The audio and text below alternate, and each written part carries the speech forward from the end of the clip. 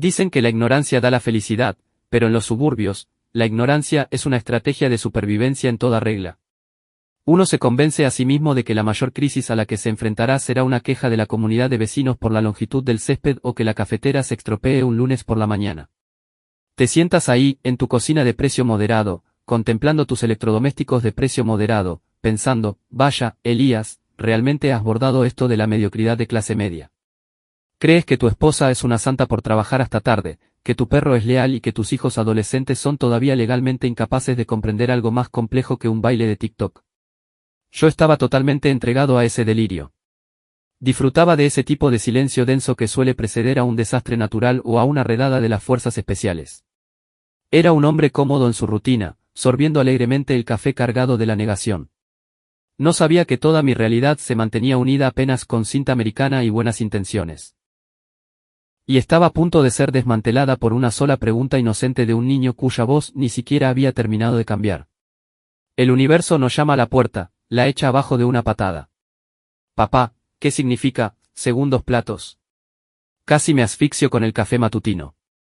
Mi hijo de 16 años, Hugo, estaba de pie en el umbral de la cocina, con la mochila colgada al hombro, luciendo genuinamente curioso, el tipo de curiosidad inocente que podría destruir el mundo entero de un hombre antes del desayuno.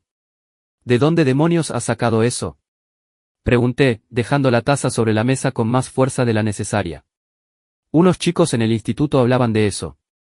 Dijeron que es cuando, bueno, no importa lo que dijeron.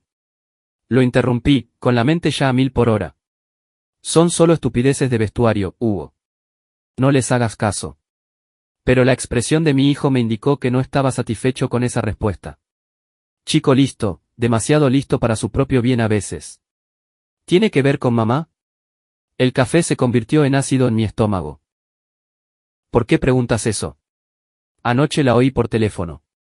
Estaba hablando con alguien sobre, no sé. Sonaba raro. No paraba de decir cosas como, lo que el cliente desea, y, servicio premium, y esas cosas. Me obligué a mantener la calma. Lucía trabajaba en la organización de eventos. Clientes, servicios exclusivos, todo era lenguaje de negocios perfectamente normal, ¿verdad?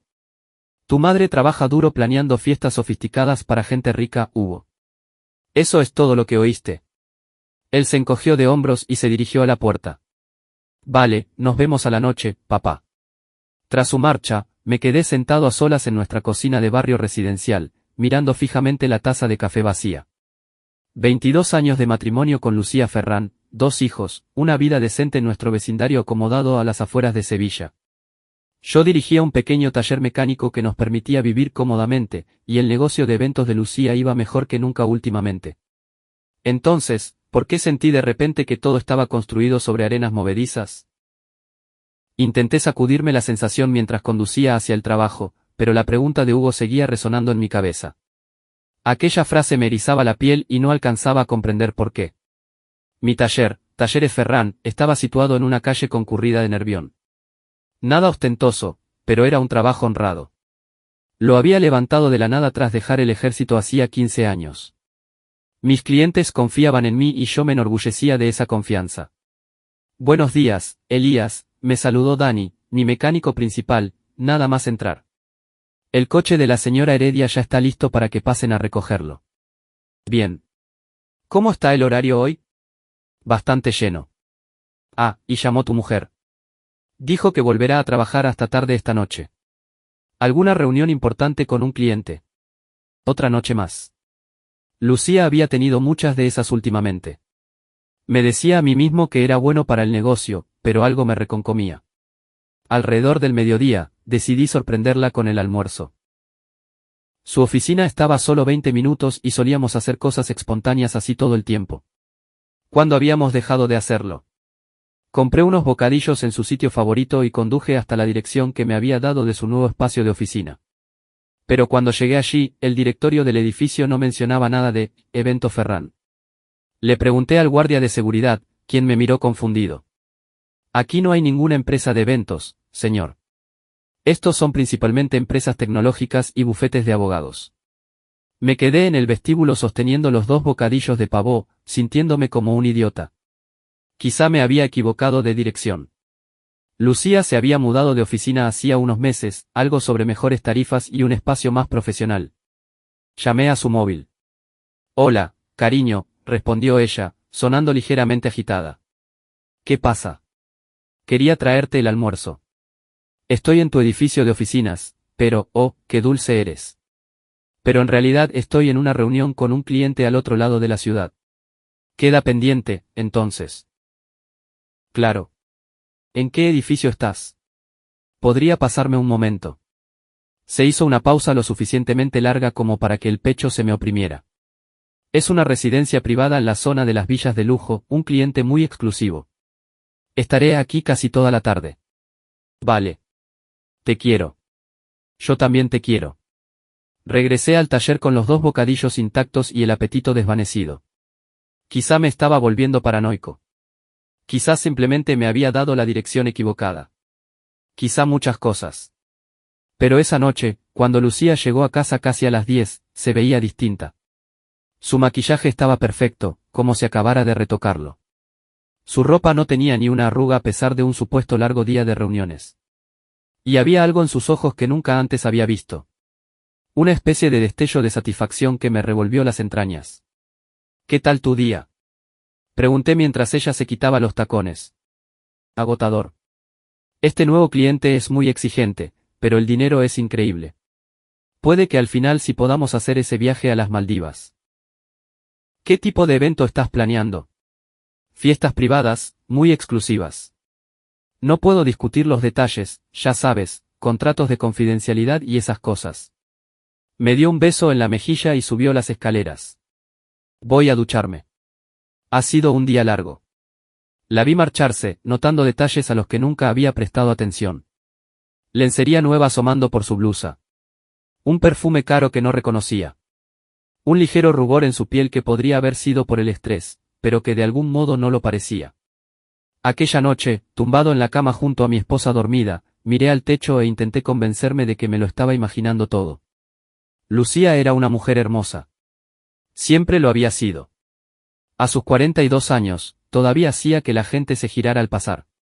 Habíamos sido felices, ¿no? Claro, las cosas se habían vuelto rutinarias tras 22 años, pero eso era lo normal. Entonces, ¿por qué sentía que vivía con una desconocida? La mañana siguiente trajo respuestas para las que no estaba preparado. Me estaba vistiendo cuando el teléfono de Lucía vibró en la mesilla de noche. Ella estaba en la ducha y, normalmente, yo no habría mirado, pero la pantalla se iluminó con la vista previa de un mensaje que me heló la sangre. Lo de anoche fue increíble. ¿Cuándo podemos repetir el servicio VIP? ¿El servicio VIP? Me temblaban las manos mientras cogía el teléfono. El mensaje era de un contacto guardado simplemente como V, con un prefijo de una zona de clase alta. Oí que la ducha se cerraba y volví a dejar el teléfono rápidamente en su sitio. Lucía salió del baño envuelta en una toalla, tarareando suavemente. Se veía radiante, resplandeciente. Buenos días, guapo, dijo, besándome la mejilla. Tengo otra reunión tarde esta noche. No me esperes despierto. Con el mismo cliente. Con uno diferente. Se está corriendo la voz sobre mis servicios. Puede que pronto necesite contratar a un asistente. Se vistió rápido con un vestido negro que yo nunca había visto, agarró su teléfono sin revisarlo y bajó las escaleras. La seguí unos minutos después, con la mente dando vueltas.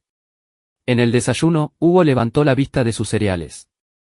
Mamá, ¿qué es el servicio VIP? Lucía casi deja caer su taza de café. ¿Qué? Te oí hablar de eso ayer.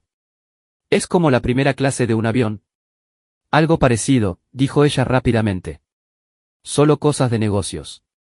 No lo entenderías. Pero yo estaba empezando a entenderlo, y lo que comprendía me daban ganas de vomitar. Después de que Lucía se fuera a su oficina y Hugo cogiera el autobús escolar, hice algo que nunca había hecho en 22 años de matrimonio. Registré las cosas de Lucía. En su joyero, oculto tras un fondo falso que nunca había notado, encontré un segundo teléfono móvil, un iPhone con funda rosa, protegido por contraseña.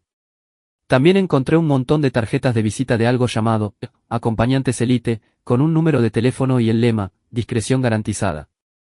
En el cajón de su cómoda, debajo de su ropa interior habitual, descubrí lencería que costaba más que la mensualidad del coche de la mayoría de la gente. Algunas piezas aún tenían las etiquetas puestas.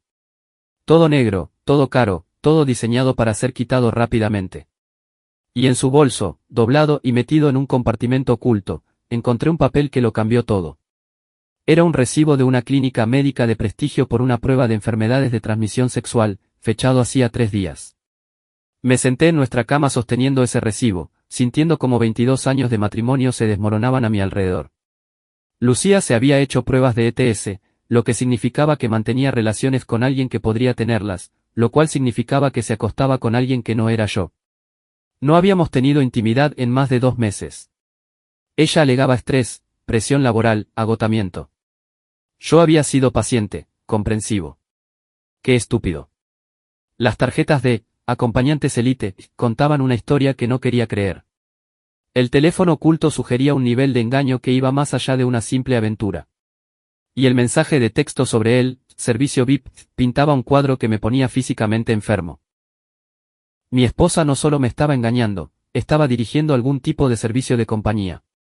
Llamé a mi amigo de toda la vida, Esteban Moreno, que dejó el ejército al mismo tiempo que yo pero se dedicó a la investigación privada en lugar de a la mecánica.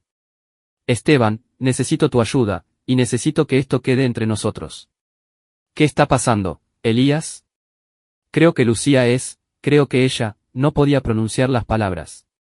Reúnete conmigo en la taberna de Paco en 1 hora y trae cualquier prueba que hayas encontrado. La taberna era un tugurio cerca del taller donde Esteban y yo habíamos ahogado nuestras penas desde nuestros días en el ejército. Él ya estaba allí cuando llegué, con una cerveza en la mano y semblante preocupado.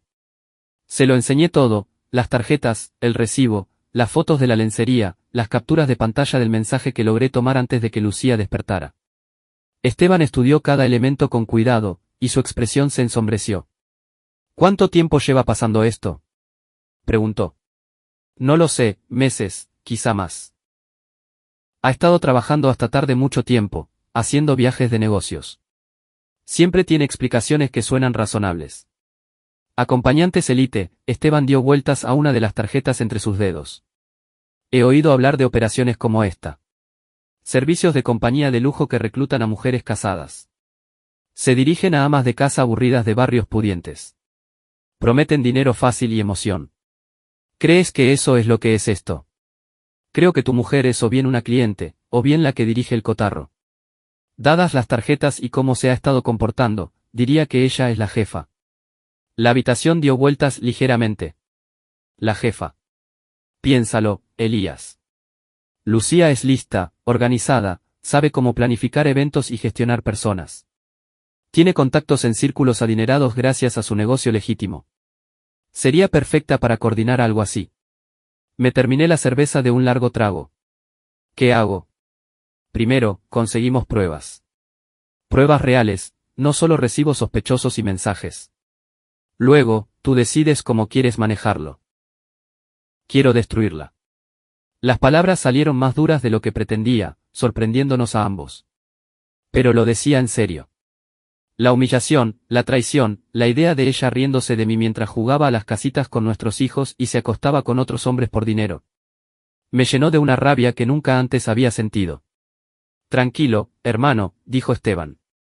Seamos inteligentes. Si Lucía dirige una red de compañía, tiene clientes poderosos con mucho que perder. No es gente con la que quieras cruzarte sin un plan. Entonces ayúdame a trazar uno. Esteban sonrió con amargura. Ahora hablas mi idioma. Los métodos de investigación de Esteban eran minuciosos y completamente ilegales, pero a mí ya no me importaban las sutilezas legales.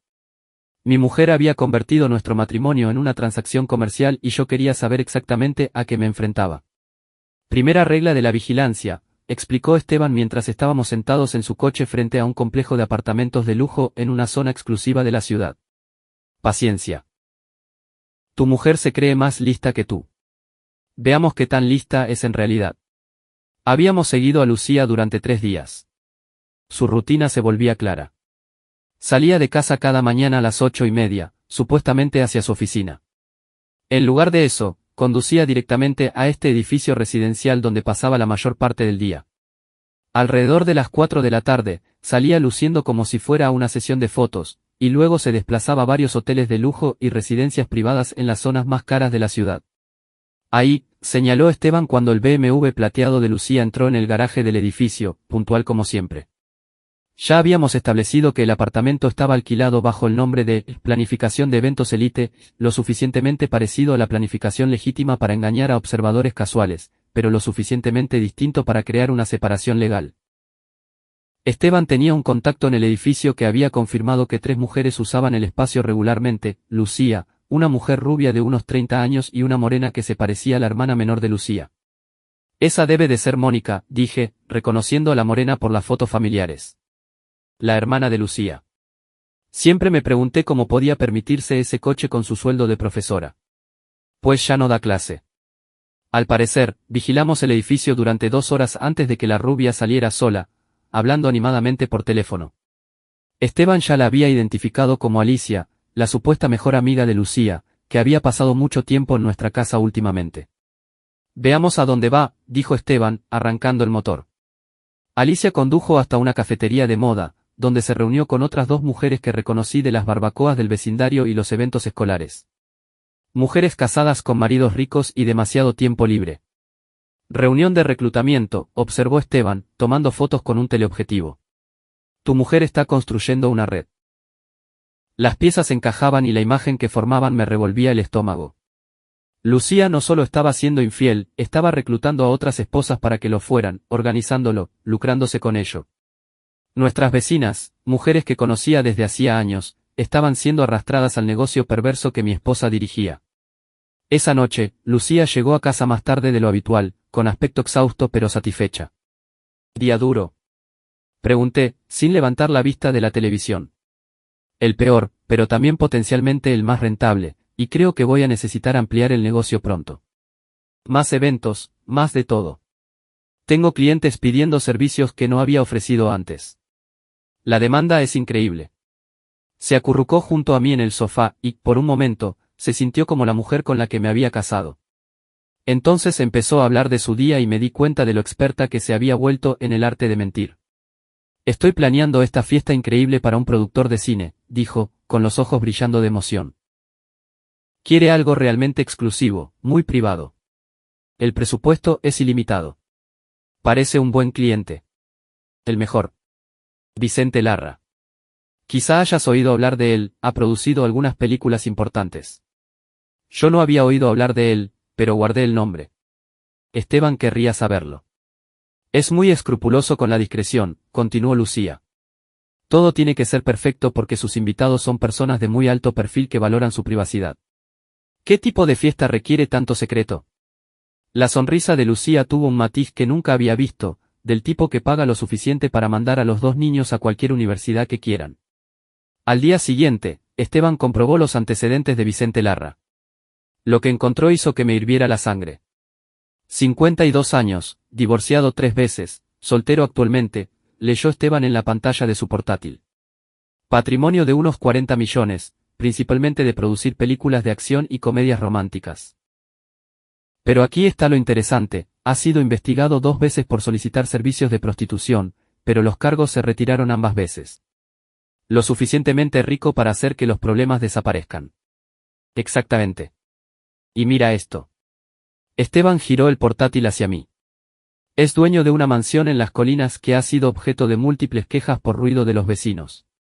Fiestas que duran toda la noche. Muchos coches caros yendo y viniendo, pero nunca hay arrestos porque está pagando a la gente adecuada o porque es muy cuidadoso con a quién invita y qué tipo de pruebas se dejan atrás. Estábamos sentados en mi oficina del taller repasando todo lo descubierto. La evidencia era abrumadora, pero todo era circunstancial. Teníamos fotos de Lucía y sus cómplices, registros de sus actividades y un patrón claro de engaño. Pero no teníamos pruebas de lo que realmente ocurría a puerta cerrada. Necesito entrar en una de esas fiestas, dije. Ni hablar. No son el tipo de gente que recibe bien a los invitados no deseados. Entonces, ¿cómo conseguimos pruebas? Esteban se quedó callado un buen rato, pensando. Puede que haya una manera, pero no te va a gustar. Explicó su plan. Era arriesgado, potencialmente ilegal y definitivamente peligroso. También tenía muchas posibilidades de darnos todo lo necesario para destruir la operación de Lucía y a todos los implicados. Tendré que pedir algunos favores, dijo Esteban. Y tendrás que estar preparado para lo que podamos encontrar. ¿Estás seguro de que quieres saber la verdad? Pensé en Hugo preguntando por aquello de los segundos platos. En mi hija Elena, de 19 años, que volvía de la universidad la semana que viene a lo que ella creía que era una familia feliz, en 22 años de matrimonio que, al parecer, habían sido una mentira. Estoy seguro. Aquella noche, Lucía anunció que asistiría a un evento de un cliente durante el fin de semana. Una gran fiesta en una residencia privada, explicó, preparando una maleta con ropa que yo nunca había visto. Tendré que quedarme allí para coordinarlo todo. No me esperes. Puede que no vuelva hasta el domingo por la mañana. ¿Un sábado por la noche? Las mejores fiestas ocurren los fines de semana, cielo. Este podría ser el contrato más grande que haya conseguido jamás. La vi guardar lencería que costaba más que el salario mensual de mucha gente, maquillaje digno de un profesional y zapatos diseñados para ser el centro de atención. ¿Ayudarán Mónica y Alicia? Por supuesto. Esto es demasiado grande para que lo maneje una sola persona. En cuanto se marchó, llamé a Esteban. Va a la fiesta de Larra esta noche. ¿Estás listo? Tan listo como se puede estar. Recuerda, si esto sale mal, ambos podríamos acabar en graves problemas. Ya estoy en graves problemas. Al menos así sabré por qué. El plan de Esteban era sencillo en concepto, complejo en ejecución. Había conseguido que un amigo que trabajaba en una empresa de catering nos consiguiera puestos como camareros para la fiesta de Larra. Llevaríamos uniformes, mantendríamos la cabeza baja y documentaríamos todo lo posible sin ser descubiertos. La clave es mezclarse, explicó Esteban mientras conducíamos hacia la mansión en una furgoneta de catering. No te quedes mirando. No reacciones a nada de lo que veas y no intentes enfrentarte a tu mujer. Esta noche somos invisibles. La mansión de Larra era exactamente lo que esperaba, enorme, moderna y diseñada para impresionar. Coches que valían más que mi casa se alineaban en la entrada circular. A través de los ventanales, veía a gente con ropa cara bebiendo copas caras y haciendo cosas en las que prefería no pensar. Entramos por la puerta de servicio, donde un encargado de catering estresado nos dio instrucciones rápidas y nos envió a la fiesta principal con bandejas de champán y aperitivos. La escena en el interior me revolvió el estómago. Era claramente una fiesta, pero no del tipo que la gente normal reconocería. Hombres con trajes costosos se mezclaban con mujeres que obviamente no eran sus esposas. Todas eran impresionantes, vestidas para matar y comportándose de formas que hacían evidente su propósito. Y allí, en el centro de todo, estaba mi mujer. Lucía se veía increíble, mejor de lo que la había visto en años. Llevaba un vestido negro que probablemente costaba más que el coche de cualquiera, y se movía entre la multitud como si fuera la dueña del lugar. Los hombres la miraban con ojos hambrientos y ella se regodeaba en su atención. Pero lo que me daban ganas de vomitar era ver cómo ella, claramente, dirigía el espectáculo. No era una mujer más en la fiesta. Era la coordinadora de todo. La vi hacer señales sutiles a otras mujeres, dirigirlas hacia hombres específicos y manejar lo que obviamente eran transacciones comerciales con la habilidad de una profesional curtida. Mantén la calma, susurró Esteban mientras circulábamos con nuestras bandejas. Documéntalo todo, pero no pierdas los nervios. Logré tomar varias fotos con una cámara oculta que Esteban me había dado, pero lo que realmente quería era audio. Necesitaba oír a Lucía con sus propias palabras dirigiendo su negocio para que no hubiera dudas de lo que hacía. Mi oportunidad llegó cuando salió a un balcón con Vicente Larra y otros dos hombres que no reconocí. Me posicioné cerca de la puerta abierta, fingiendo organizar los aperitivos en una mesa cercana. Las chicas nuevas están funcionando a la perfección, decía Lucía. La estrategia de reclutamiento de Mónica está trayendo exactamente el tipo de mujeres que tus clientes buscan. Casadas, sofisticadas, desesperadas por emoción y dinero extra. Y entienden los requisitos de discreción. La voz de Larra era suave, culta y carente de toda conciencia. Absolutamente. Seleccionamos a todo el mundo cuidadosamente. Antecedentes, registros de salud, perfiles psicológicos. Nada de dramas, nadie que pueda causar problemas después. ¿Y los maridos? ¿No te preocupa que los esposos celosos causen líos? Lucía se rió y el sonido me atravesó como un cuchillo. La mayoría no tienen ni idea. Creen que sus mujeres van a clubes de lectura o días de spa. Los pocos que sospechan algo suelen culpar a una aventura, no a un negocio. Y, sinceramente, La mayoría de estos matrimonios están tan muertos que los maridos probablemente se sientan aliviados de que sus esposas reciban atención en otro sitio. ¿Como tu marido, Elías? La risa de Lucía fue aún más fría esta vez. Está tan centrado en su pequeño taller que apenas nota que existo. Podría llevarme a los clientes a casa y no se enteraría. Uno de los otros hombres intervino, ¿y si alguien se entera? Entonces nos encargamos nosotros, dijo Lucía simplemente. Los hombres ricos tienen problemas de ricos, y los problemas de ricos tienen soluciones caras. Cualquiera que amenace esta operación descubrirá que la discreción funciona en ambos sentidos. Había oído suficiente, más que suficiente. Me alejé de la puerta, con las manos temblando tanto que casi se me cae la bandeja. Esteban apareció a mi lado. Tenemos que irnos ya. Lo tienes. Cada palabra. Salgamos de aquí antes de que alguien te reconozca. Llegamos a la furgoneta sin incidentes, pero apenas podía contenerme. La mujer con la que había estado casado 22 años, la madre de mis hijos, acababa de discutir con total naturalidad cómo destruir a cualquiera que amenazara su red de prostitución. Se había reído de mi ignorancia, había dado por muerto nuestro matrimonio y había dejado claro que me veía como poco más que una cobertura conveniente para su vida real. Voy a destruirla, dije mientras Esteban nos alejaba de la mansión. Lo sé, pero vamos a ser inteligentes. Usaremos todo lo que aprendimos esta noche para desmantelar toda la red. Lucía, Mónica, Alicia, Larra, todos. ¿Cómo? Esteban sonrió con dureza. De la misma forma que ellos han operado, con cuidado, profesionalidad y el máximo impacto. El domingo por la mañana llegó y Lucía regresó a casa justo a la hora prometida, con aspecto de haber pasado el fin de semana en un balneario en lugar de dirigiendo una red ilegal. Me dio un beso en la mejilla, me preguntó por mi fin de semana y empezó a preparar el desayuno como si no hubiera pasado la noche anterior burlándose de lo irrelevante que yo era. ¿Qué tal la fiesta? Pregunté, observándola romper huevos en un bol. Agotadora, pero un éxito. Vicente quedó encantado con cómo salió todo. Ya está hablando de convertirlo en un evento mensual. Mensual, mucho dinero, cariño. Esto podría cambiarlo todo para nosotros. Tenía razón en eso, aunque no de la forma en que ella pensaba. Había pasado la mayor parte de la mañana del domingo escuchando el audio que Esteban grabó, transcribiendo las partes más dañinas y planeando mi siguiente movimiento. La evidencia era abrumadora. Teníamos fotos, grabaciones, registros financieros que Esteban obtuvo por métodos que no quería conocer y un patrón claro de actividad criminal. Pero no quería solo exponer a Lucía. Quería destruirla por completo, públicamente, de una forma que la dejara sin nada. Ella había dicho que nuestro matrimonio estaba muerto y se había reído de mi ignorancia. Ahora iba a aprender exactamente lo vivo y consciente que yo podía estar. He estado pensando, dije, untando mantequilla en mi tostada con una calma deliberada. Quizá deberíamos tener una cena familiar esta semana. Tus padres, los míos, los niños. Hace mucho que no lo hacemos. Lucía pareció sorprendida.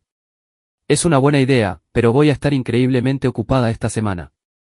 Vicente quiere ampliar la operación, digo, el negocio de eventos, puede que no tenga tiempo. Es importante para mí. Siento que nos hemos distanciado últimamente. Ella me estudió la cara, buscando algo. Vale, ¿qué tal el viernes por la noche? Probablemente pueda despejar mi agenda. Perfecto. Llamaré a todos hoy. Lo que Lucía no sabía era que ya había llamado a todo el mundo. Mis padres, los suyos, Hugo, Elena, que regresaba de la universidad, Mónica e incluso Alicia. A todos les dije que Lucía tenía un gran anuncio sobre el éxito de su negocio y quería compartirlo con la familia. También había invitado a algunas otras personas que Lucía no esperaba. Del lunes al jueves pasó en una neblina surrealista de normalidad. Lucía iba a su oficina cada día, regresaba con historias sobre clientes difíciles y eventos desafiantes, y jugaba el papel de esposa y madre devota. Yo iba a trabajar, arreglaba coches y planeaba su destrucción con la precisión metódica que aprendí en el ejército.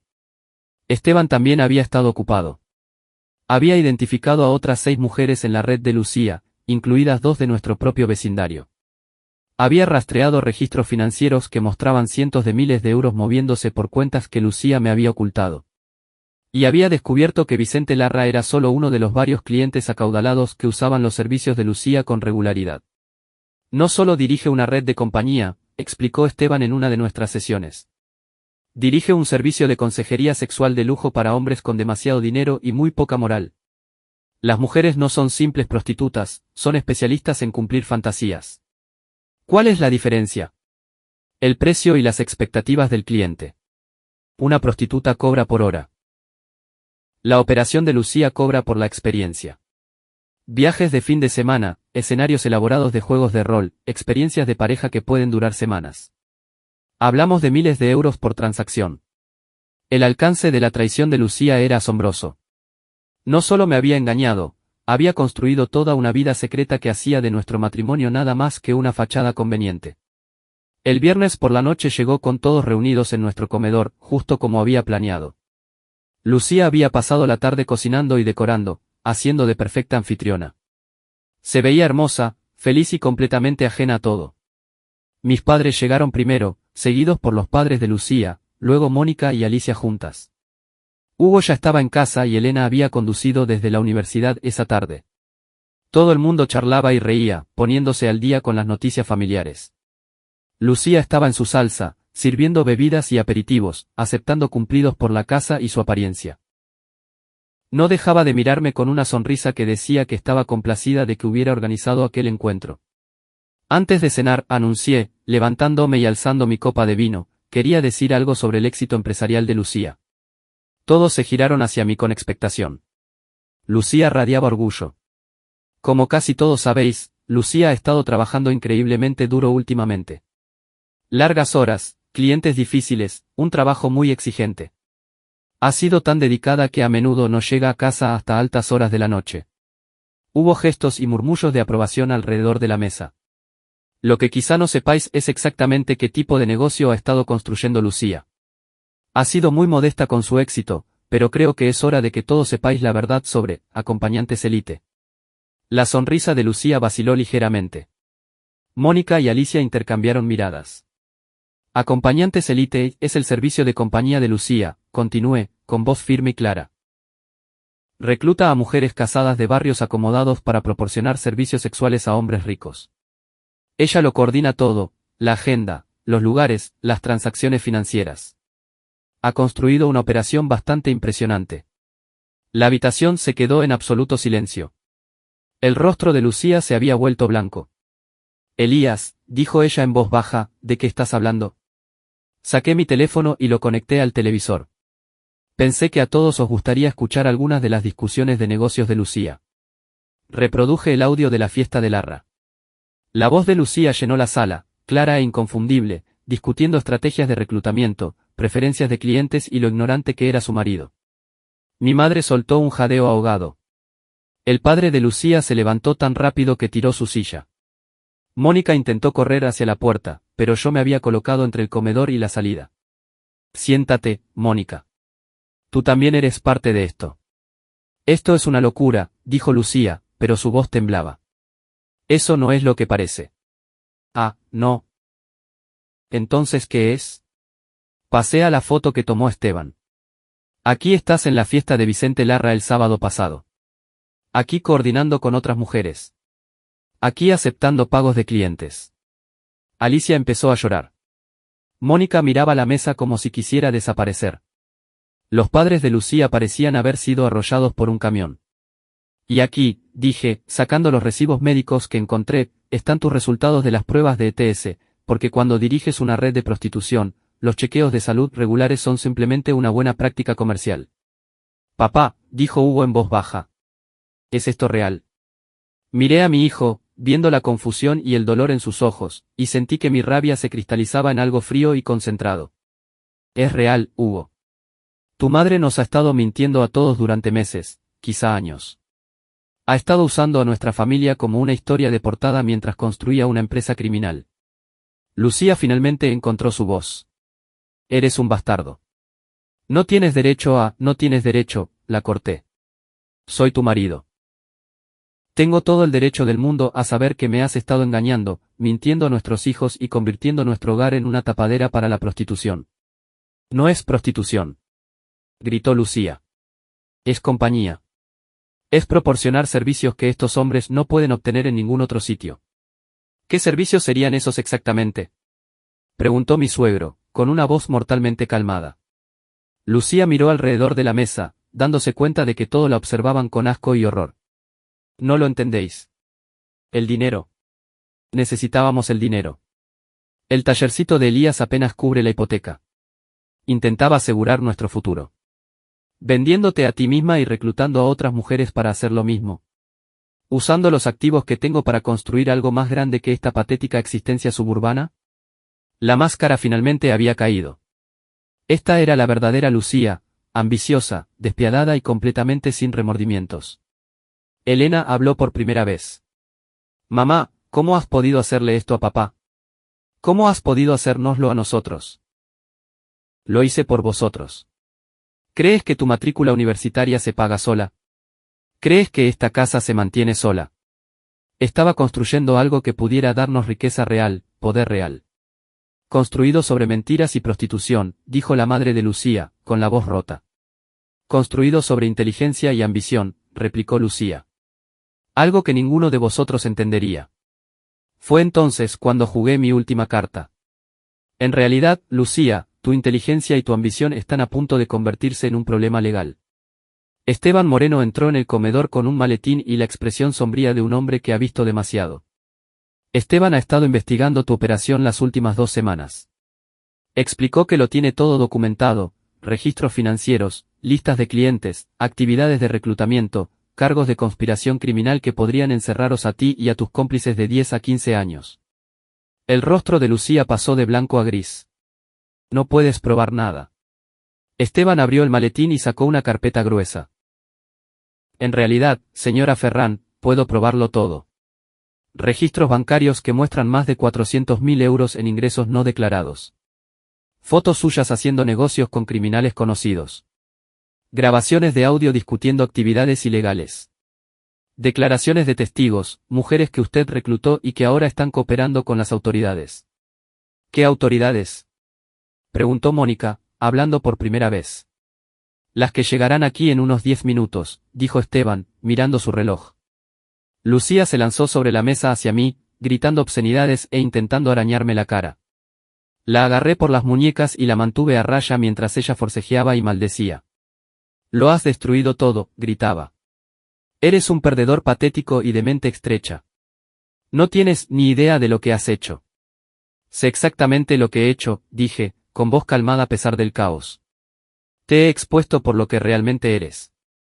Las sirenas de policía se oían a lo lejos, acercándose. Mónica y Alicia lloraban ahora, dándose cuenta de que sus vidas estaban a punto de cambiar drásticamente. Los padres permanecían sentados en un silencio estupefacto, intentando procesar lo que habían presenciado. La ironía, le dije a Lucía mientras las sirenas subían de volumen, es que te preocupabas por los segundos platos. Pero tú eres la que ha estado con tantos hombres que necesitabas pruebas de ETS regulares. Tú eres la que se convirtió en una mercancía para ser comprada y vendida. Así que dime, Lucía, ¿quién es el plato sucio aquí? La policía llamó a la puerta principal justo cuando Lucía se desplomaba en su silla, comprendiendo finalmente que su mundo cuidadosamente construido se venía abajo. Las siguientes horas pasaron en un torbellino de interrogatorios policiales, recogida de pruebas y devastación familiar. Lucía, Mónica y Alicia fueron arrestadas bajo cargos que iban desde la prostitución hasta el blanqueo de capitales y conspiración. La casa que había albergado cenas familiares y fiestas de cumpleaños durante 22 años se llenó de repente de investigadores fotografiando pruebas e incautando registros financieros. Hugo se sentó en el porche delantero viendo cómo se llevaban a su madre esposada, con el rostro en blanco por el impacto. Elena le apretó la mano, con lágrimas rodando por sus mejillas mientras los vecinos se reunían en la acera para observar el espectáculo. Papá, dijo Elena cuando los coches patrulla se alejaron, ¿qué va a pasar ahora?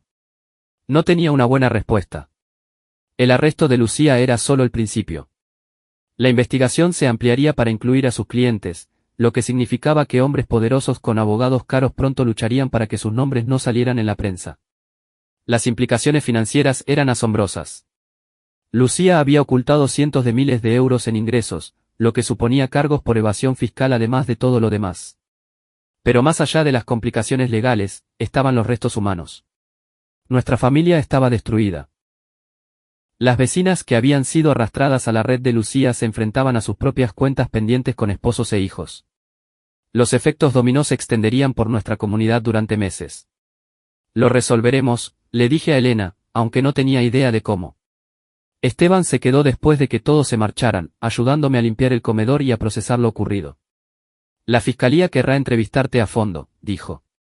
La operación de Lucía era más grande de lo que pensamos inicialmente. Están barajando cargos por crimen organizado. ¿En qué lío me he metido por la vigilancia? Probablemente en ninguno. Todo lo que hicimos entra dentro de la investigación conyugal, y las pruebas que reunimos son lo bastante sólidas como para que a los fiscales no les importen los detalles procesales menores. Me serví un whisky y me senté en mi salón, mirando las fotos familiares que ahora parecían artefactos de la vida de otra persona. Lucía me sonreía desde una docena de marcos diferentes. Fotos de vacaciones, cenas de aniversario, mañanas de Navidad con los niños. ¿Había sido algo de eso real? La parte más difícil, dijo Esteban, leyendo mis pensamientos, es que probablemente algo de eso sí fue real. La gente es complicada. Lucía pudo haberte amado genuinamente a ti y a los niños mientras construía su vida secreta. Eso casi lo hace peor. Lo sé. El teléfono empezó a sonar alrededor de las 10. Periodistas que de alguna manera se habían enterado de los arrestos. Lo desenchufé y apagué mi móvil. El mañana traería atención mediática, procesos legales y el comienzo de una pesadilla muy pública. Esa noche, solo quería sentarme entre las ruinas de mi matrimonio e intentar entender cómo había llegado hasta allí. La mañana siguiente trajo una nueva realidad. El arresto de Lucía había salido en las noticias locales y mi entrada estaba llena de reporteros que querían declaraciones sobre la supuesta empresa criminal de mi esposa. Envié a Hugo a quedarse con mis padres y a Elena de vuelta a la universidad, y luego llamé para avisar que no iría al taller por primera vez en 5 años. Para el mediodía, la historia se había vuelto nacional. La implicación de Vicente Larra se había filtrado. De repente, todos los programas de crónica social cubrían el escándalo de la Madama de Sevilla. La foto de la ficha policial de Lucía estaba en televisión junto a fotos de nuestra casa y mi taller mecánico. El teléfono no paraba de sonar, reporteros, abogados, vecinos, clientes que habían visto las noticias. Dejé de responder y empecé a beber. Alrededor de las 3, alguien llamó a la puerta. Lo ignoré hasta que los golpes se convirtieron en puñetazos. Elías, abre. Es importante. Reconocí la voz, Tomás, que vivía 2 casas más allá y cuya esposa, Sara, había pasado mucho tiempo con Lucía últimamente. Abrí la puerta para encontrar a Tomás con aspecto demacrado y desesperado. ¿Es verdad?, preguntó sin preámbulos. ¿Estaba Sara metida en esto? Miré a mi vecino, un buen tipo que entrenaba al equipo infantil de fútbol y era voluntario en el banco de alimentos, y me di cuenta de que estaba a punto de unirse a mí en el club al que nadie quería pertenecer. Lo siento, Tomás. Él se sentó pesadamente en los escalones del porche. ¿Cuánto tiempo lo has sabido? Unas 2 semanas. Sospeché algo más tiempo, pero no pude probar nada. Sara se ha estado comportando raro durante meses. Ropa nueva, dinero sin explicar, noches de chicas que duraban hasta el amanecer. Pensé que quizá tenía una aventura. Pero esto... Se llevó las manos a la cabeza. ¿Cómo les digo a mis hijos que su madre era una prostituta? No lo sé. Yo aún estoy intentando descubrir cómo decírselo a los míos. Nos quedamos sentados en silencio un rato. 2 hombres cuyas esposas habían destruido a sus familias por dinero y emoción, algo que podrían haber pedido en lugar de robar. Lo peor, dijo Tomás finalmente, es que lo habría entendido si simplemente hubiera hablado conmigo. Llevamos años con problemas. Si hubiera querido salir del matrimonio, podríamos haber arreglado algo. Pero esto, mentiras, engaños, conspiración criminal, ¿cómo se vuelve de esto? No se vuelve, dije. Ese es el punto. No hay camino de regreso. Durante los siguientes días, surgieron más detalles sobre la operación de Lucía. Había dirigido, acompañantes élite, durante más de 2 años, empezando ella sola y expandiéndose gradualmente hasta incluir a más de una docena de mujeres. La lista de clientes parecía un ¿quién es quién? De la riqueza de la ciudad, productores, promotores inmobiliarios, ejecutivos tecnológicos, políticos. Los registros financieros mostraban que Lucía había ganado más de 800.000 euros durante el año de mayor actividad, dinero que había escondido en cuentas en paraísos fiscales e inversiones en criptomonedas. Se había estado planeando dejarme, me di cuenta, una vez que hubiera acumulado suficiente riqueza para desaparecer por completo.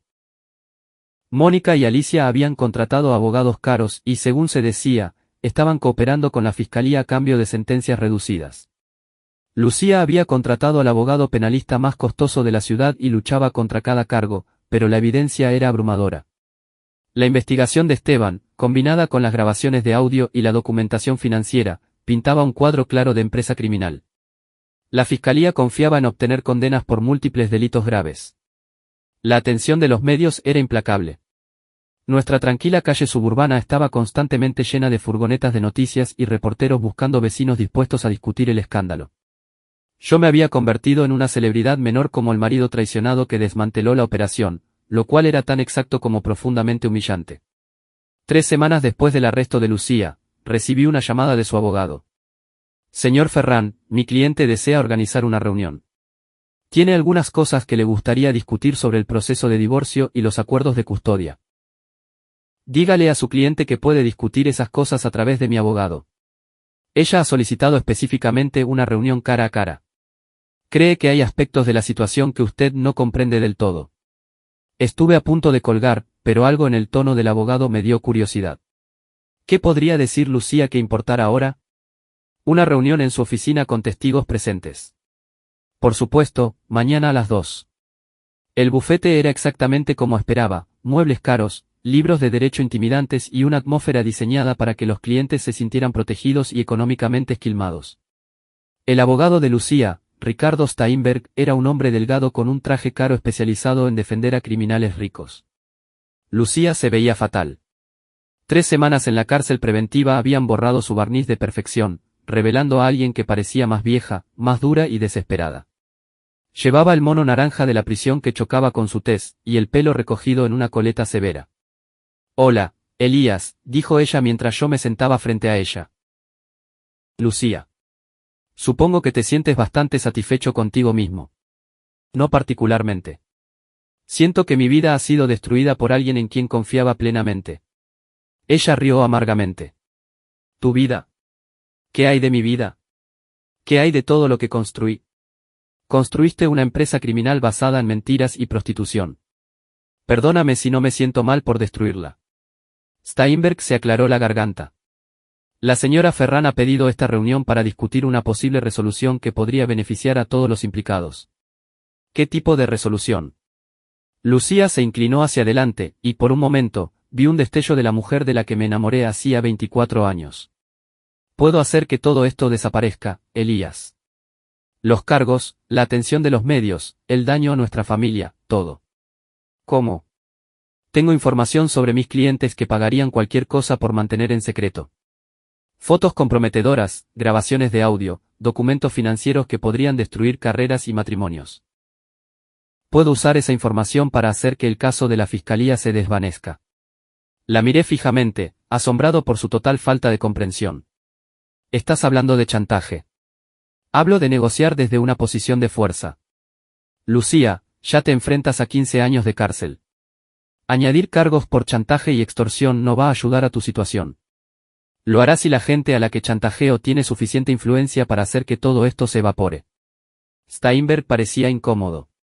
Señora Ferrán, ya le he advertido que este enfoque conlleva riesgos legales significativos. Todo conlleva riesgos, espetó Lucía. La pregunta es si Elías quiere salvar algo de este desastre o ver cómo nuestra familia entera es destruida por el bien de su orgullo herido. Mi orgullo herido. De eso se trata realmente, ¿no? Tu ego no pudo soportar el hecho de que yo tuviera más éxito que tú, ganara más dinero que tú, tuviera más ambición que tú. Así que decidiste destruirlo todo antes que admitir que yo era el socio más capaz. Miré a esta mujer que había compartido mi cama durante 22 años, que había dado a luz a mis hijos, que prometió amarme y honrarme hasta que la muerte nos separara, y me di cuenta de que estaba ante una completa desconocida. Lucía, convertiste nuestro matrimonio en una transacción comercial. Reclutaste a otras mujeres para prostituirse. Expusiste a nuestra familia a responsabilidad penal y humillación pública. ¿Y crees que esto va de mi ego? Creo que esto va de tu incapacidad para aceptar que te superé. No me superaste. Te convertiste en una delincuente. Me convertí en alguien con éxito vendiéndote a extraños, usando mis activos para construir algo más grande que tus sueños suburbanos de mente estrecha. La reunión duró otra hora, pero no salió nada productivo de ella. Lucía vivía en una fantasía donde ella era la víctima de mis celos en lugar de la arquitecta de su propia destrucción. Realmente creía que chantajear a sus clientes era una estrategia legal viable a pesar del obvio malestar de su abogado con la idea. Cuando me disponía a marcharme, Lucía hizo un último intento de manipulación. Piensa en Hugo y Elena, dijo. ¿Realmente quieres que crezcan sabiendo que su madre está en la cárcel? ¿Quieres que lidien con este escándalo por el resto de sus vidas? Quiero que crezcan sabiendo que las acciones tienen consecuencias, respondí. Algo que tú, al parecer, nunca aprendiste. 6 meses después, el juicio de Lucía comenzó con una cobertura mediática que convirtió nuestra tragedia familiar en entretenimiento para millones de desconocidos. Las escalinatas del juzgado estaban abarrotadas de reporteros, manifestantes y curiosos que trataban el proceso como un reality show. Asistí cada día del juicio, en parte porque la fiscalía necesitaba mi testimonio, pero sobre todo porque quería ver a Lucía enfrentarse a las consecuencias de sus actos. Hugo, ahora con 17 años y lidiando con la pesadilla social de tener una madre famosa por lo criminal, venía conmigo cuando se sentía capaz de manejarlo. Elena se trasladó a una universidad al otro lado del país para escapar de la tensión. El caso de la fiscalía fue metódico y demoledor. Presentaron registros financieros que mostraban que Lucía había ganado más de 1 millón de euros a través de acompañantes élite. Reprodujeron grabaciones de audio de ella discutiendo actividades delictivas. Llamaron a testigos que declararon sobre sus métodos de reclutamiento y operaciones comerciales. La estrategia de defensa de Lucía consistió en retratarse como una víctima de las circunstancias que se vio empujada a medidas desesperadas por la presión financiera y un marido que no la apoyaba. Su abogado me pintó como un hombre controlador y celoso que destruyó el negocio legítimo de su esposa por despecho. Era pura ficción, pero contada con tanta convicción que temí que algunos jurados pudieran creerla. El testimonio más dañino vino de Mónica, que había aceptado cooperar con los fiscales a cambio de una sentencia reducida. Describió detalladamente cómo Lucía había concebido y luego organizado el servicio de compañía, reclutado a las participantes y gestionado las relaciones con los clientes. Lucía siempre era la líder, testificó Mónica. Tomaba todas las decisiones importantes, manejaba el dinero y lidiaba con cualquier problema que surgiera. Nos decía que lo que hacíamos era solo planificación de eventos avanzada, proporcionando compañía y entretenimiento a hombres ricos y solitarios. ¿Se lo creyó?, preguntó el fiscal. Al principio sí, pero quedó claro bastante pronto que se esperaba que proporcionáramos algo más que compañía. Lucía era muy explícita sobre las expectativas del cliente y lo que teníamos que hacer para mantenerlos satisfechos. ¿Qué decía que pasaría si no cumplíais esas expectativas? Dijo que seríamos sustituidas por mujeres que estuvieran más comprometidas con el negocio. El abogado de Lucía intentó desacreditar el testimonio de Mónica retratándola como una cómplice amargada que intentaba reducir sus propios problemas legales, pero el daño estaba hecho. El jurado podía ver que Lucía había estado dirigiendo una sofisticada empresa criminal, no luchando por mantener a su familia. Cuando Lucía subió al estrado en su propia defensa, vi cómo 22 años de matrimonio se colapsaban en una actuación que habría sido impresionante si no fuera tan patética. Lloró en los momentos apropiados, habló de su amor por nuestros hijos y afirmó que todo lo que había hecho estaba motivado por el deseo de mantener a su familia. Me retrató como alguien emocionalmente distante y económicamente inadecuado, sugiriendo que sus actividades criminales eran una respuesta desesperada a mis fracasos como marido y proveedor. Nunca pretendí que las cosas llegaran tan lejos, testificó. Lo que empezó como una forma de ganar dinero extra para el futuro de mi familia se convirtió en algo que no pude controlar. Estaba atrapada en una situación de la que no sabía cómo escapar. Fue una actuación convincente, ejecutada con la habilidad de alguien que llevaba años mintiendo profesionalmente. Pero cuando la fiscalía la interrogó, la fachada se agrietó. Señora Ferrán ha testificado que estaba atrapada en esta situación. Pero, ¿no es cierto que reclutó activamente a otras mujeres para unirse a su operación? Proporcioné oportunidades a mujeres que las necesitaban. Oportunidades para ejercer la prostitución. Oportunidades para ganar dinero utilizando las habilidades que ya poseían. ¿Y qué habilidades serían esas exactamente? El abogado de Lucía objetó, pero el daño estaba hecho. Lucía esencialmente había admitido que veía los servicios sexuales como habilidades que debían monetizarse. El fiscal continuó, señora Ferrán, usted ha alegado que la presión financiera la impulsó a estas actividades. Pero los registros bancarios muestran que el taller mecánico de su marido era rentable y que la situación financiera de su familia era estable. ¿Puede explicar esta discrepancia? Estable no es lo mismo que seguro. Quería más para mis hijos que simplemente ir tirando. Así que esto no era por supervivencia. Era por codicia. Era por ambición. Ambición para ganar dinero por medios ilegales. Ambición para construir algo más grande de lo que tenía. La fiscalía pasó 2 horas más destruyendo metódicamente la narrativa de víctima de Lucía, forzándola a admitir que había tomado decisiones conscientes para participar en actividades criminales, reclutar a otros y mentir a su familia sobre sus actos. Para cuando bajó del estrado, incluso su propio abogado parecía derrotado. El jurado deliberó menos de 6 horas antes de emitir veredictos de culpabilidad en todos los cargos: conspiración, blanqueo de dinero, evasión de impuestos y múltiples cargos por promover la prostitución. Lucía no mostró emoción mientras se leían los veredictos, pero vi cómo le temblaban las manos mientras se agarraba a la mesa de la defensa. La sentencia se programó para el mes siguiente, dándome tiempo para preparar una declaración de impacto de la víctima que tanto temía como anticipaba en igual medida. El día de la sentencia, la sala estaba abarrotada de medios de comunicación, familiares y otras personas cuyas vidas se habían visto afectadas por la operación de Lucía. Varias de las mujeres que ella reclutó estaban allí, algunas para apoyarla, otras para verla afrontar las consecuencias de haber destruido sus matrimonios y familias. Vicente Larra había sido arrestado 3 meses antes y se enfrentaba a su propio juicio, pero varios otros clientes habían logrado evitar el procesamiento cooperando con las autoridades y proporcionando pruebas contra Lucía. Cuando llegó mi turno de dirigirme al tribunal, me puse en el estrado y miré directamente a Lucía por primera vez desde que empezó el juicio. Señoría, Lucía Ferrán fue mi esposa durante 22 años. Fue la madre de mis hijos, mi compañera en la construcción de una vida juntos y la persona en la que más confiaba en el mundo. Lucía lloraba ahora, pero continué sin simpatía. Usó esa confianza para construir una empresa criminal que destruyó a nuestra familia, dañó nuestra comunidad y expuso a nuestros hijos a una humillación pública que les seguirá el resto de sus vidas.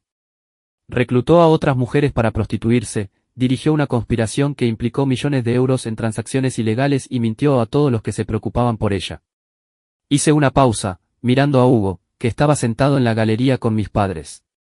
Pero la peor parte no es la actividad criminal o el fraude financiero o incluso el adulterio. La peor parte es que no sintió remordimiento por nada de ello. A lo largo de todo este proceso, se ha retratado a sí misma como una víctima de las circunstancias en lugar de la arquitecta de sus propias decisiones. Ha culpado a todo el mundo excepto a ella misma de las consecuencias de sus actos. Me volví hacia Lucía, que miraba fijamente la mesa que tenía delante. Espero que el tribunal imponga una sentencia que refleje la gravedad de estos delitos y la total falta de responsabilidad que ha mostrado la acusada. Nuestros hijos merecen saber que las decisiones de su madre tienen consecuencias reales. Y nuestra comunidad merece saber que este tipo de comportamiento delictivo no será tolerado. El juez condenó a Lucía a 12 años en una prisión federal con posibilidad de libertad condicional tras 8 años. Mónica recibió 4 años y Alicia 2 años más libertad vigilada. Mientras se llevaban a Lucía esposada, me miró por última vez. Esperaba ver odio o desafío. Pero lo que vi fue algo peor: vacío. La mujer que compartió mi vida durante más de 2 décadas se había convertido en una extraña que no sentía nada por la destrucción que había causado. Fuera del juzgado, los reporteros gritaban preguntas sobre mis planes de futuro, si sentía que se había hecho justicia y cómo estaban sobrellevando mis hijos el encarcelamiento de su madre. Los ignoré a todos y caminé hacia mi coche con Hugo, que había madurado considerablemente durante los 8 meses transcurridos desde el arresto de su madre. Papá, dijo cuando nos alejamos del juzgado. ¿Crees que alguna vez entenderá lo que hizo mal? Pensé en esa pregunta durante mucho tiempo antes de responder. No lo sé, hijo, pero entender lo que hizo mal ya no es nuestra responsabilidad. Nuestra responsabilidad es averiguar cómo seguir adelante. ¿Estás bien con cómo ha salido todo? Consideré mentir, soltarle algún tópico reconfortante sobre que se había hecho justicia y que se había cerrado un ciclo. Pero Hugo ya había visto demasiado engaño. Estoy bien con el hecho de que ella haya afrontado las consecuencias de sus actos, dije finalmente. Si eso hace que todo esté bien, supongo que lo descubriremos. 2 años después de la sentencia de Lucía, la vida se había asentado en una nueva normalidad que no guardaba ningún parecido con la familia que habíamos sido una vez. Hugo cursaba su último año de instituto, centrado en entrar en la universidad, lo suficientemente lejos como para escapar de la notoriedad de su madre. Elena se había cambiado el apellido y rara vez venía a casa, construyendo una vida que no incluyera recordatorios de la destrucción de nuestra familia. Había vendido la casa donde Lucía planeó su empresa criminal y me mudé a un lugar más pequeño en la otra punta de la ciudad. El taller mecánico sobrevivió a la atención mediática y, de hecho, funcionaba mejor que nunca. Al parecer, ser el marido que destapó una red de prostitución de lujo era bueno para el negocio en ciertos círculos. Las secuelas financieras fueron complicadas, pero en última instancia beneficiosas. El gobierno incautó los activos ocultos de Lucía. Pero pude recuperar la mayor parte del dinero que ella había robado de nuestras cuentas conjuntas. El divorcio se finalizó mientras ella estaba en prisión, sin ninguna oposición por su parte, ya que no tenía base legal sobre la que apoyarse. Esteban y yo seguimos siendo amigos íntimos, unidos por la experiencia compartida de desmantelar la red de Lucía. Él convirtió su trabajo de investigación en un exitoso negocio de detective privado especializado en casos de infidelidad matrimonial. Te sorprendería saber cuánta gente llama pidiendo el tratamiento Lucía Ferrán, me dijo una noche mientras tomábamos unas cervezas, cónyuges que quieren a sus parejas infieles completamente destruidas, no solo divorciadas. ¿Lo haces? Depende del caso.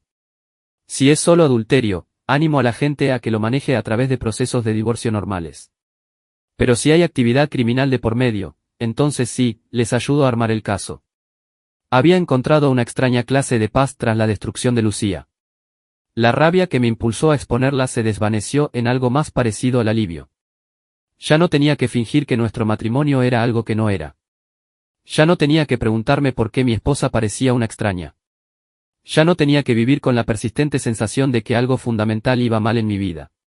Pero esa paz se rompió un martes por la mañana de marzo, cuando Hugo entró en la cocina con una carta en la mano. «Ha llegado esto para ti», dijo, con la cara pálida. «Es de mamá». No había tenido noticias de Lucía desde su sentencia hacía 2 años. Las comunicaciones en prisión estaban vigiladas y, al parecer, ella no había tenido nada que decir que quisiera que las autoridades leyesen. Pero ahora, a falta de menos de 6 años para cumplir su condena, tendía la mano. Estuve a punto de tirar la carta sin leerla, pero la curiosidad venció. «Elías, sé que probablemente no quieras saber nada de mí, pero hay cosas que necesito decirte antes de que sea demasiado tarde. Cosas sobre por qué hice lo que hice y qué pasó realmente durante esos últimos meses antes de que te enteraras. No pido perdón. Sé que eso es imposible, pero pido una oportunidad para explicarme porque creo que mereces saber la verdad sobre lo que fue realmente nuestro matrimonio. Vicente Larra no solo contrató mis servicios. Amenazó con exponerlo todo a menos que yo reclutara a mujeres específicas de nuestro vecindario. Tenía fotos, grabaciones, pruebas que podrían haberme enviado a prisión incluso antes de que tú te enteraras. Estaba atrapada, Elías. Todo lo que hice después de aquella primera fiesta fue porque me estaban chantajeando. Sé que eso no excusa las mentiras o los engaños o la forma en que te traté, pero quiero que sepas que nunca dejé de amarte, incluso cuando estaba destruyendo todo lo que habíamos construido juntos. Hay más cosas que necesito contarte, pero no en una carta que leerán los guardias de la prisión. Si estás dispuesto a escuchar, puedo organizar una reunión privada a través de mi abogado. Entiendo si no quieres volver a verme nunca más, pero si hay alguna parte de ti que todavía se pregunta por qué todo salió tan mal, tengo las respuestas, Lucía. Leí la carta 3 veces, sintiendo una mezcla familiar de rabia y curiosidad que esperaba no volver a experimentar jamás. Lucía afirmaba que fue víctima de un chantaje, obligada a expandir su operación criminal por las amenazas de Vicente Larra. Era posible, pero también era exactamente el tipo de manipulación en la que ella siempre destacó. ¿Qué quiere?, preguntó Hugo. Quiere explicar por qué hizo lo que hizo. ¿Te importa? Miré a mi hijo de 17 años, que maduró considerablemente desde que vio a su madre salir esposada, y me di cuenta de que sí me importaba. No porque tuviera deseos de reconciliarme con Lucía, sino porque quería entender cómo 22 años de matrimonio acabaron en semejante engaño. Creo que necesito oír lo que tiene que decir. ¿Por qué? Porque todavía intento comprender cómo viví con alguien más de 20 años sin saber quién era realmente. La reunión se concertó para la semana siguiente en la prisión federal donde Lucía cumplía condena. No la había visto desde la sentencia y no estaba seguro de qué esperar. La cárcel la cambió en aspectos que iban más allá del obvio deterioro físico. Se veía más vieja, más dura, pero también, de algún modo, más honesta de lo que fue durante nuestro matrimonio. La fachada pulida que ocultó sus actividades criminales desapareció, sustituida por algo crudo y más directo. Gracias por venir, dijo mientras nos sentábamos frente a frente en la sala de visitas de la prisión. No estaba segura de que lo harías. No estoy seguro de por qué lo hice. Porque sigues teniendo preguntas, las mismas que me he estado haciendo yo durante los últimos 2 años. Tenía razón. A pesar de todo lo ocurrido, a pesar del juicio y las pruebas y la destrucción total de nuestra familia, seguía sin entender cómo llegamos a aquel punto. Cuéntame sobre Vicente Larra, dije. La expresión de Lucía se ensombreció. Vicente fue mi primer cliente, pero nunca fue solo un cliente. Era un depredador que se especializaba en encontrar mujeres vulnerables y explotarlas. ¿Cómo eras tú vulnerable? Tú dirigías la operación. Empecé la operación porque era vulnerable. Teníamos problemas de dinero, Elías. Problemas reales de los que tú no sabías nada porque yo llevaba todas las finanzas. Esto era nuevo para mí. Pensaba que nuestra situación económica era estable, incluso cómoda. ¿Qué tipo de problemas? Llevábamos 3 meses de retraso en la hipoteca. El fondo universitario de Hugo estaba vacío porque lo había estado usando para cubrir los gastos diarios. Teníamos más de 40.000 euros en deudas de tarjetas de crédito que te había estado ocultando. La miré fijamente, intentando procesar aquella información. ¿Por qué no me lo dijiste? Porque me avergonzaba. Porque llevaba años gestionando nuestras finanzas y lo fastidié todo porque creí que podía arreglarlo sin que tú te enteraras. Así que decidiste convertirte en prostituta. Decidí ofrecer servicios de compañía a hombres ricos que estaban dispuestos a pagar precios elevados. Se suponía que sería algo temporal, solo el tiempo suficiente para recuperar la estabilidad financiera. Pero no fue solo compañía. Lucía apartó la mirada. No, no lo fue. Vicente dejó claro desde el principio que sus expectativas iban más allá de conversaciones y cenas. ¿Y aceptaste? Acepté porque estábamos a punto de perder la casa y no veía ninguna otra opción. Intenté conciliar esta versión de los hechos con lo que yo creía de nuestra economía. ¿Realmente Lucía me ocultó problemas financieros tan graves? ¿Había sido yo tan ciego ante lo que ocurría en mi propia casa? ¿Y qué hay de las otras mujeres, Mónica, Alicia, las vecinas que reclutaste? Eso fue idea de Vicente. Dijo que tenía amigos interesados en acuerdos similares, pero que quería variedad. Me presionó para que buscara a otras mujeres que cumplieran criterios específicos. ¿Y tú simplemente accediste? Tenía fotos mías, grabaciones de nuestras conversaciones y registros financieros que mostraban lo que estaba haciendo. Amenazó con contarlo todo a menos que yo ampliara la operación. ¿Así que reclutaste a tu propia hermana? La compostura de Lucía se quebró ligeramente. Mónica tenía sus propios problemas de dinero. Su marido había perdido el trabajo. Se enfrentaban a un desahucio y estaba desesperada.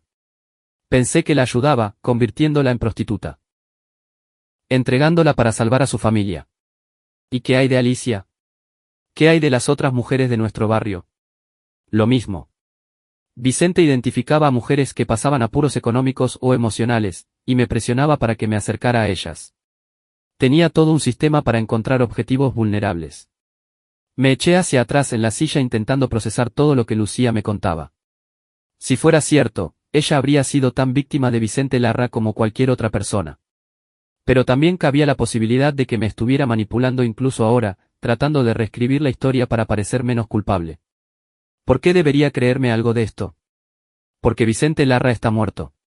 Me la quedé mirando. ¿Qué? Lo mataron en la cárcel hace 6 meses. Apuñalado por otro preso durante una pelea en el patio.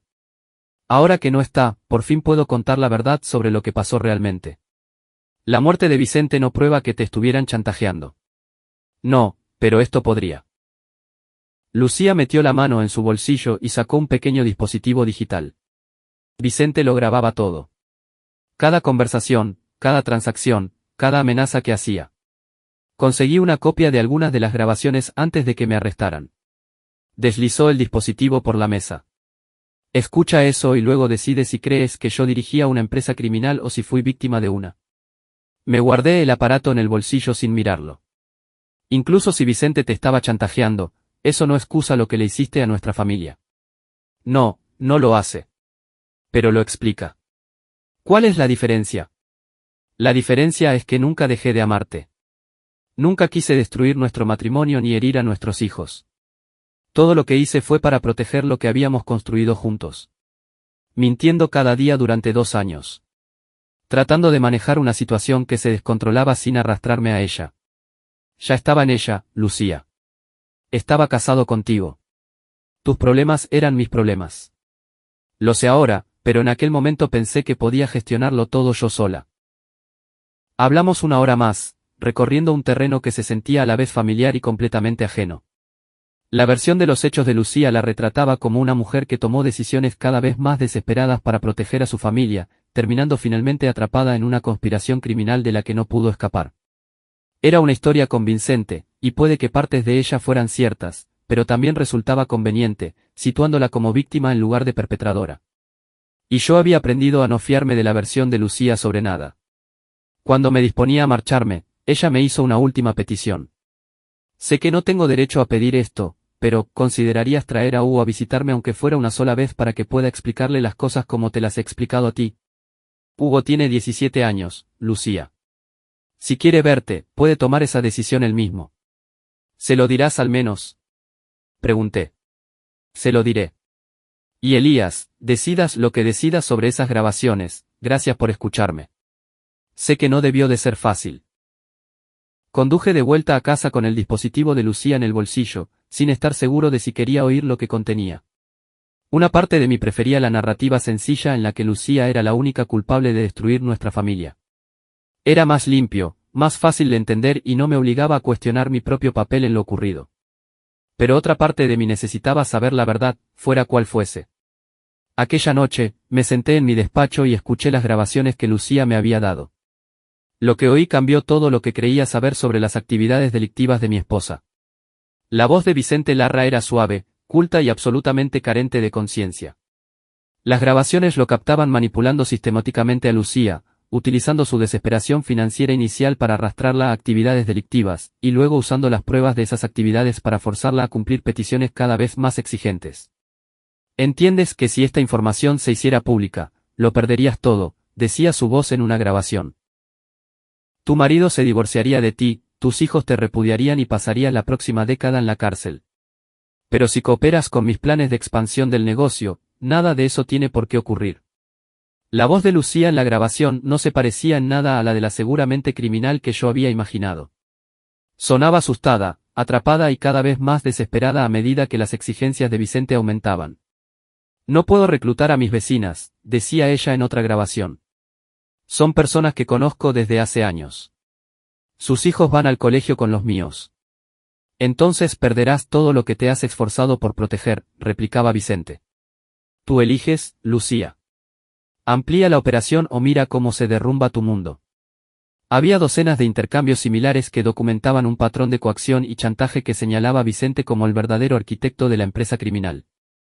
Lucía había sido una víctima, pero también había tomado decisiones que habían victimizado a otros. Las grabaciones no excusaban lo que Lucía le hizo a nuestra familia, pero lo explicaban de formas que me hacían cuestionar todo lo que había creído sobre sus motivaciones. Cuando Hugo volvió del instituto, le conté mi visita a su madre y su petición de verle. ¿Quieres verla?, pregunté. No lo sé. Una parte de mí sí, pero otra parte sigue enfadada por todo lo que pasó. Ambas son respuestas razonables. ¿Qué crees que debería hacer? Creo que deberías hacer lo que te parezca correcto. Pero si decides verla, debes saber que puede haber más en la historia de lo que entendimos en un principio. Le puse algunas de las grabaciones menos explícitas, observando cómo cambiaba su expresión al oír las amenazas de Vicente Larra y las respuestas de su madre. La estaban chantajeando. Eso parece. Cambia eso algo. Cambia algunas cosas. Otras no. Hugo guardó silencio un buen rato, procesando lo escuchado. Creo que quiero verla, dijo finalmente. No porque la perdone, sino porque quiero entender qué pasó realmente. De acuerdo, lo organizaré. La semana siguiente, Hugo y yo fuimos juntos a la prisión. Esperé en el coche mientras él se reunía con Lucía, dándoles intimidad para que tuvieran la conversación que necesitaran. Cuando salió una hora después, parecía de algún modo más viejo, como si hubiera cruzado un umbral invisible entre la infancia y la madurez. ¿Cómo te sientes?, pregunté mientras volvíamos a casa. Confundido, triste, pero también, no sé, aliviado.